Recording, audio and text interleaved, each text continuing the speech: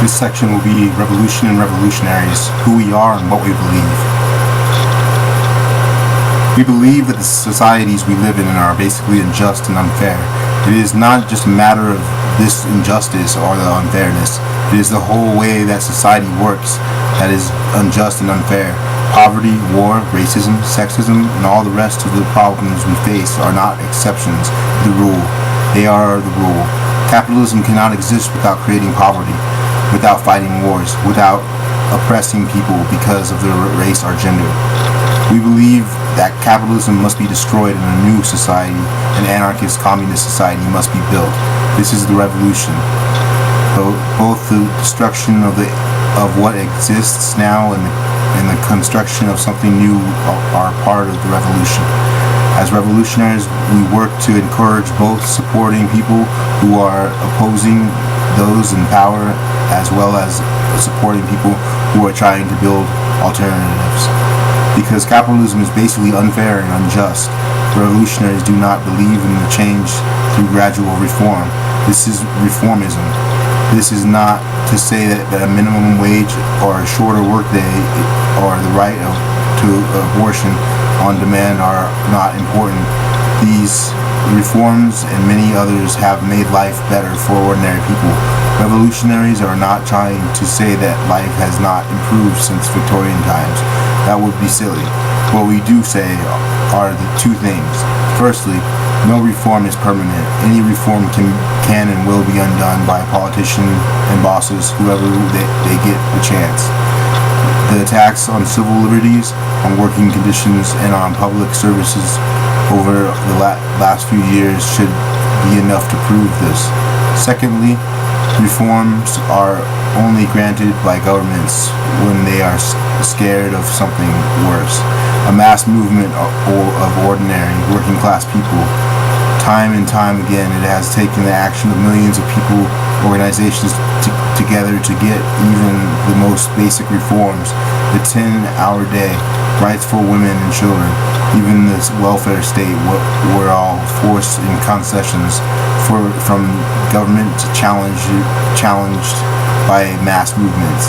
There is nothing governments are more scared of than people ignoring them and simply doing things for themselves.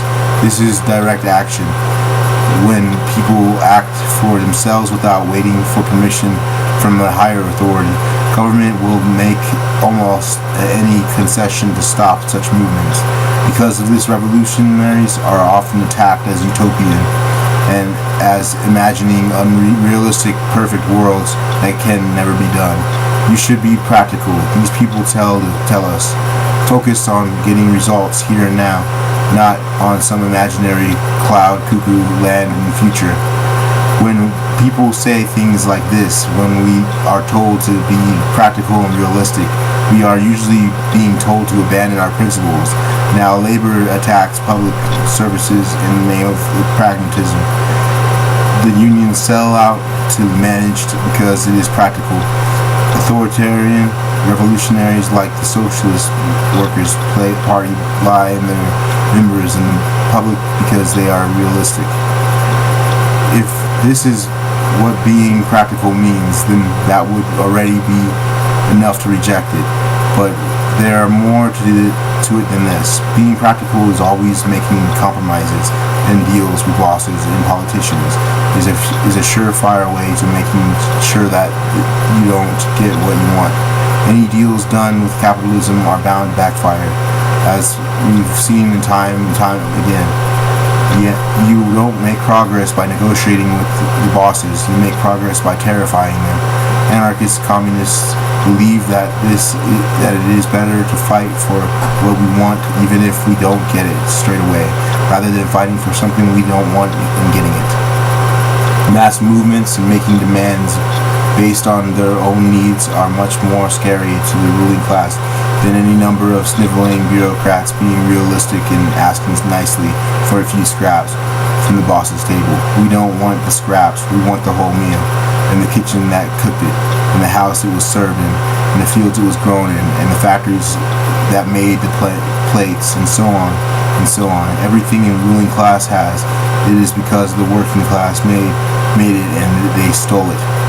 We refuse to ask nicely for things that are already ours. This is not just a matter of principle, it is practical. People that beg for scraps get nothing else, and often not even that. If we work to take what is already ours, the ruling class will be forced to concede far more than just scraps. Thank you for your time.